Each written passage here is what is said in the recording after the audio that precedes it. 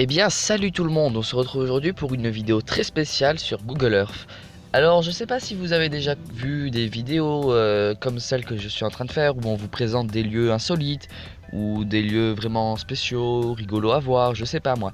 Mais en attendant, j'adore ce principe et moi-même j'ai repéré quelques lieux et j'aimerais en partager d'autres que j'ai connus grâce à des sites internet.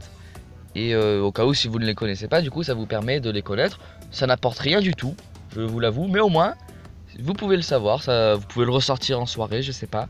Et franchement j'avais envie de vous faire cette vidéo parce que Google Earth c'est un logiciel que j'adore. Je trouve ça génial, c'est la technologie, c'est pas une technologie matérielle, mais ce qu'on arrive à faire, c'est ça que surtout qui est impressionnant avec Google Earth.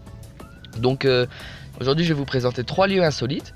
Je pense que bien sûr je ferai d'autres vidéos sur Google Earth parce qu'il y a plein de choses à voir et on peut vraiment bien s'occuper et faire de bonnes vidéos là-dessus. Et donc aujourd'hui on se retrouve pour 3 lieux insolites sur Google Earth. Allez, on commence. Et pour ce premier lieu, nous nous rendons à San Francisco aux États-Unis, qui je vous le rappelle est situé sur la frontière entre le Mexique et les États-Unis. Et nous nous rendons ici pour regarder. Ce que vous voyez devant vous, c'est la presqu'île de Coronado, qui est entièrement militarisée et qui appartient à l'US Navy. Donc je rappelle, l'US Navy, c'est l'armée américaine maritime. Donc les porte-avions, les sous-marins, les bateaux de guerre, tout ça appartient à l'US Navy. Bon, nous allons plutôt nous intéresser à ce quartier de la presqu'île de Coronado. Et peut-être que si vous avez un bon oeil, vous voyez déjà de quoi je veux parler. Je veux parler de ce bâtiment-là, qui est, comme vous pouvez le voir, en forme de croix gammée. Et attention, j'arrête tout de suite ceux qui pourraient avoir un doute. Non, ce n'est pas une svastika bouddhiste. C'est vraiment un bâtiment en forme de croix gammée. Parce que si vous regardez bien, la branche de gauche monte vers le haut, pléonasme, mais c'est pas grave, et la branche de droite tend vers le bas. Donc, ce n'est pas une svastika bouddhiste. Donc un peu d'histoire, ce bâtiment a été construit en 1967 par l'US Navy, ce sont des bureaux, et depuis, ça n'avait pas choqué personne jusqu'à l'arrivée de Google Earth, et la polémique a débuté en 2010, où plusieurs internautes ont été choqués par la forme de ce bâtiment, et depuis, l'US Navy a remarqué la faute et s'est engagé pas à rembourser, non, qu'est-ce que j'allais dire une bêtise, s'est engagé, pardon, à modifier la forme du bâtiment en investissant 600 000 dollars. Donc vous imaginez, vous construisez un bâtiment qui ne vaut certainement pas 600 000 dollars, bon voilà, mais pour réparer la faute, vous devez investir 600 000 dollars. Voilà quoi. Et je rappelle que l'US Navy a prononcé que ce n'était pas l'image que les États-Unis devaient envoyer au monde. Parce que c'est vrai que pour un pays qui a combattu l'idéologie nazie pendant des années, avoir un bâtiment en forme de croix gammée dans un complexe militaire, bon, ça fait un peu tâche quoi. Mais bon, tant qu'ils ont prévu de réparer la faute, tant mieux, voilà. Mais après ça fait bizarre, c'est vrai, dans un complexe militaire de voir ça. Mais voilà. Donc c'était le premier bâtiment. Et pour ce second lieu, nous restons encore une fois aux États-Unis et nous nous rendons dans l'état du Nevada, et plus précisément ici, au nord de Cigar Bunker. Alors cette zone, c'est une zone encore militaire, mais cette fois pour des essais. Donc vous pouvez voir qu'elle est parsemée d'impacts. Et nous allons nous rendre un peu plus au nord, ici. Vous voyez qu'on a un cratère qui est clairement plus gros que les autres.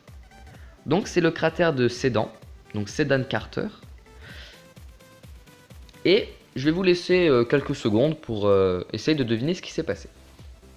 Allez, qu'est-ce qui a bien pu se passer en plein désert du Nevada, aux États-Unis, qui plus est, pour qu'il y ait un aussi gros cratère? C'est bon, vous avez une petite idée? Oui, non? Bon.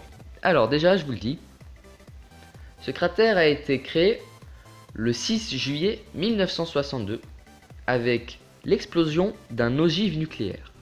Alors je vous mettrai une petite vidéo à côté pour que vous puissiez voir de quoi il en est, pour que ce soit plus facile à comprendre.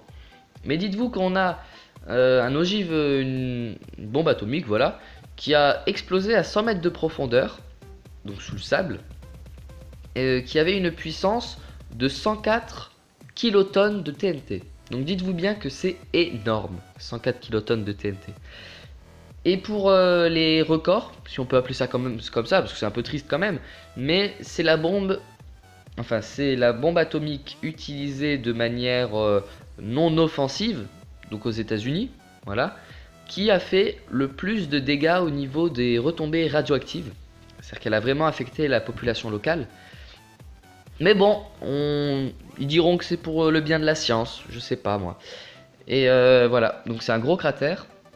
Et c'est aussi le cratère le plus profond créé par l'homme avec des moyens explosifs.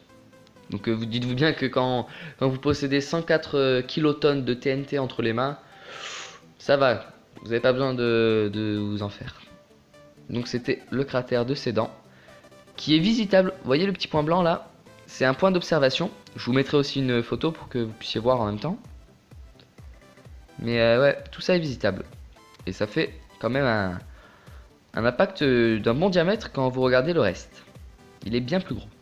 Allez, on passe au troisième. Et pour ce dernier lieu, nous nous rendons en France, et plus précisément dans la ville de Versailles, près de Paris, pour regarder un phénomène vraiment très sympathique. Donc nous arrivons à Versailles, nous nous mettons bien dans le sens qu'il faut, et nous pouvons voir les jardins de Versailles. Et là vous voyez déjà de quoi je veux parler. On voit tout simplement la forme d'un bonhomme. Et voilà. Donc on voit très bien ici les deux yeux, la bouche et le gros nez. Si on descend un peu plus, on a les deux tétons. Et à gauche, on a un bras et à droite aussi un bras. Mais bon, ça c'est un peu plus tiré par les cheveux, je suis totalement d'accord. Mais on voit néanmoins très bien la forme du visage. Tout ça, je vous le rappelle, dans le jardin de Versailles. Voilà. Donc je trouve ça vraiment très amusant d'avoir cette petite forme ici. Je sais pas si ça a été fait exprès ou pas, mais en tout cas le rendu est très bien fait. Voilà. Et bien merci d'avoir regardé cette vidéo, j'espère que vous l'avez appréciée. N'hésitez pas à la partager à vos amis si vous voulez m'aider à avancer. Vous pouvez aussi mettre un pouce bleu si vous le souhaitez, mais bon, comme je l'ai déjà expliqué dans plusieurs de mes vidéos, ce n'est pas ce qui m'intéresse le plus. Je préfère franchement que vous la partagiez. C'est mon point de vue, c'est que quand quelqu'un partage une vidéo, il aide plus la personne que lorsqu'il va mettre un pouce bleu. Voilà. Et sur ce, je vous invite aussi à mettre un commentaire. Donnez-moi des idées, donc de lieux peut-être que vous connaissez qui pourraient passer dans ce type de vidéo sur Google Earth. Et sur ce, moi je vous dis à très bientôt pour de nouvelles aventures. Bien sûr, il y aura un épisode 2 sur ce Google Earth qui arrivera dans quelques temps. J'ai déjà quelques idées. Et sur ce, moi je vous dis bye bye!